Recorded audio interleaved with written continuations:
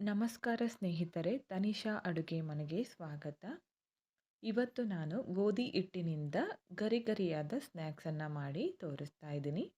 ಯಾವ ಥರ ಮಾಡಬೇಕಂತ ನೋಡೋಣ. 2 ಶೇಪ್ನಲ್ಲಿ ಮಾಡಿದ್ದೀನಿ, ರೌಂಡಾಗಿ ಮತ್ತು ಫಿಂಗರ್ ಚಿಪ್ಸ್ ಬರುತ್ತಲ್ಲ ಆ ಥರ. ತುಂಬ ಅಂದರೆ ತುಂಬ ಕ್ರಿಸ್ಪಿಯಾಗಿ ಬಂದಿತ್ತು, ಹಾಗೆ ಟೇಸ್ಟ್ ಕೂಡ ಚೆನ್ನಾಗಿತ್ತು. ಇಲ್ಲಿ ಯಾವುದೇ ರೀತಿಯ ಮೈದಾ ಬಳಸಿಲ್ಲ, ಬರೀ ಗೋಧಿ ಹಿಟ್ಟಿನಿಂದ ಮಾಡಿದಂತಹ ಸ್ನ್ಯಾಕ್ಸ್ ರೆಸಿಪಿ. ಯಾವ ಥರ ಮಾಡಬೇಕಂತ ನೋಡೋಣ ಬನ್ನಿ. ಓಕೆ, ನೋಡಿ, ಮೊದಲು ಒಂದು ಬೌಲ್ಗೆ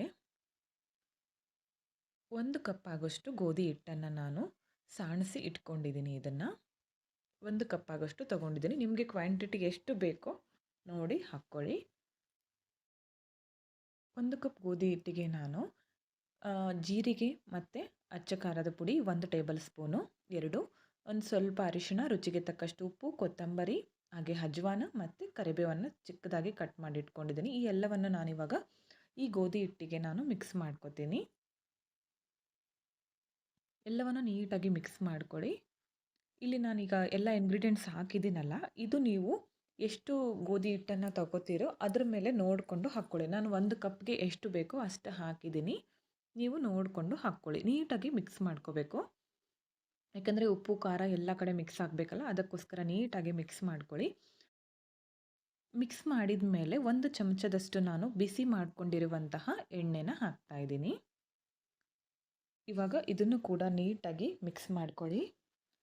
ಎಲ್ಲ ಕಡೆ ಮಿಕ್ಸ್ ಆಗಬೇಕದು ಎಣ್ಣೆ, ಚೆನ್ನಾಗಿ ಮಿಕ್ಸ್ ಮಾಡ್ಕೊಳ್ಳಿ. ಈ ಥರ ಚಮಚದಿಂದ ಮಿಕ್ಸ್ ಮಾಡ್ಕೊಂಡ್ಮೇಲೆ ಸ್ವಲ್ಪ ತಣ್ಣಗಾಗುತ್ತಲ್ಲ ಎಣ್ಣೆದು, ಅದಾದಮೇಲೆ ನಾವು ಕೈಯಿಂದ ನೀಟಾಗಿ ಮಿಕ್ಸ್ ಮಾಡ್ಕೋಬೇಕು. ಆವಾಗ ಎಲ್ಲ ಕಡೆ ಕರೆಕ್ಟಾಗಿ ಮಿಕ್ಸ್ ಆಗುತ್ತೆ. ಸ್ಪೂನಿಂದ ಮಾಡಿಕೊಂಡ್ರೆ ಅಷ್ಟು ಕರೆಕ್ಟಾಗಿ ಮಿಕ್ಸ್ ಆಗಲ್ಲ, ಕೈಯಿಂದ ನೀಟಾಗಿ ಎಲ್ಲ ಕಡೆ ಮಿಕ್ಸ್ ಮಾಡ್ಕೊಳ್ಳಿ.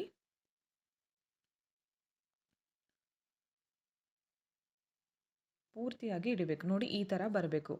ಮಿಕ್ಸ್ ಮಾಡಿಕೊಂಡು ಈ ಥರ ಉಂಡೆ ಕಟ್ಟಿದರೆ ಉಂಡೆ ಥರ ಅನ್ನಿಸ್ಬೇಕು. ಈ ಥರ ಇದು ಪರ್ಫೆಕ್ಟಾಗಿರುತ್ತೆ. ಈ ಥರ ಬಂದಾಗ ಇವಾಗ ಸ್ವಲ್ಪ ಸ್ವಲ್ಪ ನೀರನ್ನು ಹಾಕಿ ನಾವೀಗ ಕಲಿಸ್ಕೋಬೇಕು. ಒಂದೇ ಸಲಕ್ಕೆ ನೀರನ್ನು ಹಾಕಲಿಕ್ಕೆ ಹೋಗಬೇಡಿ. ಜಾಸ್ತಿ ಮೆತ್ತಗಾದರೆ ಕೂಡ ಕಷ್ಟ ಮಾಡೋಕ್ಕೆ ಬರೋದಿಲ್ಲ.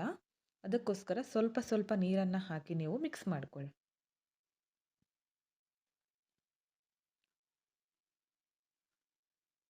ಜಾಸ್ತಿ ಗಟ್ಟಿಯಾಗೂ ಬೇಡ, ಹಾಗೆ ಮೆತ್ತಗೆ ಕೂಡ ಬೇಡ.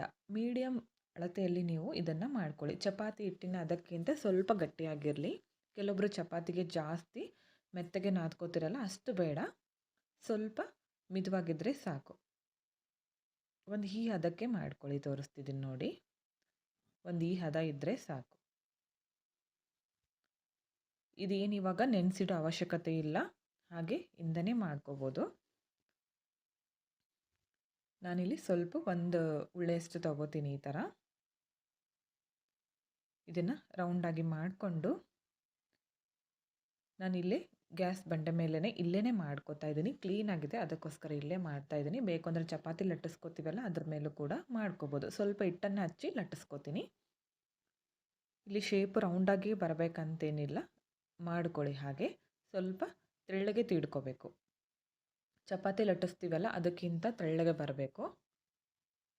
ಮೈದಾಯಿಂದ ಕೂಡ ಚೆನ್ನಾಗಾಗುತ್ತೆ. ಮೈದಾ ಆರೋಗ್ಯಕ್ಕೆ ಸರಿ ಇಲ್ಲ ಅಂತ ನಾನು ಗೋಧಿ ಹಿಟ್ಟಿನಿಂದ ತೋರಿಸ್ತಾ ಇದ್ದೀನಿ. ಇದನ್ನು ನೀಟಾಗಿ ಲಟ್ಟಿಸ್ಕೊಳ್ಳಿ.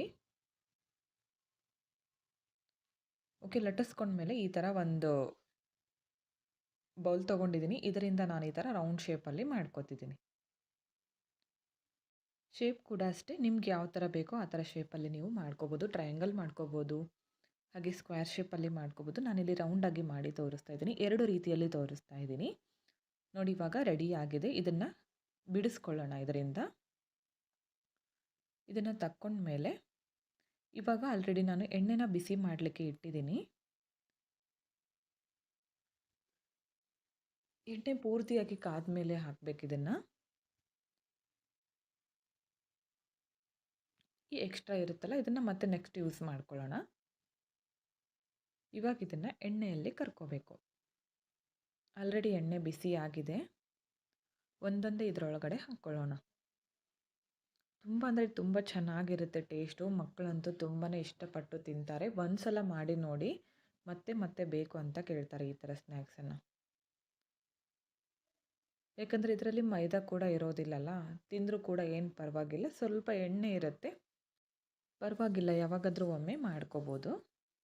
ಈ ಥರ ಎರಡೂ ಸೈಡಲ್ಲೂ ಕೂಡ ನೀಟಾಗಿ ಇದನ್ನು ಕರಿಬೇಕು. ಒಂದು ಸೈಡ್ ಆದಮೇಲೆ ತಿರುಗಿಸಿ ಹಾಕ್ಕೋಬೇಕು ಇದನ್ನು. ತುಂಬ ಅಂದರೆ ತುಂಬ ಕ್ರಂಚಿಯಾಗಿರುತ್ತೆ, ಹಾಗೆ ಕ್ರಿಸ್ಪಿ ಆಗಿರುತ್ತೆ. ಮಕ್ಕಳಂತೂ ತುಂಬ ಅಂದರೆ ತುಂಬ ಇಷ್ಟಪಡ್ತಾರೆ. ನಮ್ಮ ಮನೆಯಲ್ಲಿ ಅಂತೂ ಇದು ಫೇವರೆಟ್ ರೆಸಿಪಿ ಇದು. ಅದು ಕೂಡ ಜಾಸ್ತಿ ಟೈಮ್ ಹಿಡಿಯೋದಿಲ್ಲ. ಒಂದು 10ರಿಂದ 15 ನಿಮಿಷದೊಳಗಡೆ ಈ ರೆಸಿಪಿ ಕಂಪ್ಲೀಟ್ ಆಗುತ್ತೆ. ನೋಡಿ ಎಷ್ಟು ಚೆನ್ನಾಗಿ ಬಂದಿದೆ ಗರಿ ಗರಿಯಾದ ಗೋಧಿ ಹಿಟ್ಟಿನ ರೆಸಿಪಿ. ಸಂಜೆ ಸ್ನ್ಯಾಕ್ಸ್ಗೆ ಚಹಾ ಜೊತೆಗೆ ತುಂಬಾ ಚೆನ್ನಾಗಿರುತ್ತೆ. ನೆಕ್ಸ್ಟ್ ಇವಾಗ ನಾನು ಫಿಂಗರ್ ಚಿಪ್ಸ್ ಬರುತ್ತಲ್ಲ, ಆ ಶೇಪಲ್ಲಿ ಕಟ್ ಮಾಡ್ಕೊತಿದ್ದೀನಿ. ಮೊದಲೇ ಈ ಥರ ರೌಂಡಾಗಿ ಮಾಡಿ ಇಟ್ಕೊಂಡಿದ್ದೀನಿ. ಇವಾಗ ಈ ಥರ ಉದ್ದಕ್ಕೆ ನಾನು ಇದನ್ನು ಕಟ್ ಮಾಡ್ಕೊತೀನಿ. ಈ ಥರ ಇದ್ದರೆ ಮಕ್ಕಳು ತುಂಬ ಇಷ್ಟಪಟ್ಟು ತಿಂತಾರೆ. ಅದಕ್ಕೋಸ್ಕರ ಸ್ವಲ್ಪ ಉದ್ದವಾಗೇ ಮಾಡ್ತಾ ಇದ್ದೀನಿ.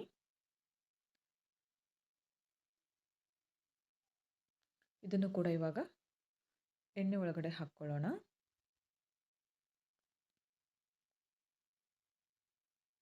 ಒಂದು ಸೈಡ್ ಪೂರ್ತಿ ಆದಮೇಲೆ ನೆಕ್ಸ್ಟ್ ಇದನ್ನು ತಿರುಗಿಸಿ ಹಾಕ್ಕೋಬೇಕು.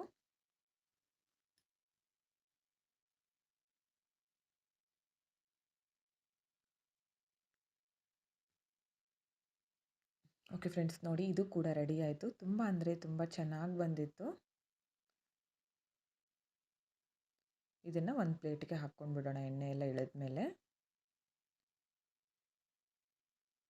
ಓಕೆ ಫ್ರೆಂಡ್ಸ್, ನೋಡಿ ಗೋಧಿ ಹಿಟ್ಟಿನಿಂದ ಮಾಡಿದ ಗರಿ ಗರಿಯಾದ ಸ್ನ್ಯಾಕ್ಸ್ ರೆಸಿಪಿ ರೆಡಿಯಾಗಿದೆ. ನಿಮಗೂ ಕೂಡ ಇಷ್ಟ ಆಯಿತು ಅನ್ಕೋತೀನಿ. ಹಾಗೆ ರೆಸಿಪಿ ಕೂಡ ಅರ್ಥ ಆಯಿತು ಅನ್ಕೋತೀನಿ. ಇಷ್ಟ ಆಗಿದರೆ ಒಂದು ಲೈಕ್ ಮಾಡಿ, ಹಾಗೆ ಫ್ರೆಂಡ್ಸ್ಗಳಿಗೆ ಶೇರ್ ಮಾಡಿ. ನೋಡಿ ಈ ಥರ ಮುರಿದ್ರೆ ಎಷ್ಟು ಚೆನ್ನಾಗಿ ಬರ್ತಿದೆ, ಈ ಥರ ಕ್ರಿಸ್ಪಿಯಾಗಿ. ಓಕೆ ಫ್ರೆಂಡ್ಸ್, ನೋಡಿ ಇವತ್ತಿನ ಈ ರೆಸಿಪಿ ನಿಮಗೆ ಇಷ್ಟ ಆಗಿದರೆ ನೀವು ಒಂದು ಸಲ ಟ್ರೈ ಮಾಡಿ ಯಾವ ಥರ ಬಂತು ಅಂತ ಕಮೆಂಟ್ ಮುಖಾಂತರ ತಿಳಿಸಿ. ಹೆಚ್ಚಿನ ವಿಡಿಯೋಗಳಿಗಾಗಿ ಚಾನಲನ್ನು ಸಬ್ಸ್ಕ್ರೈಬ್ ಮಾಡ್ಕೊಳ್ಳಿ. Thank you friends, thank you for watching.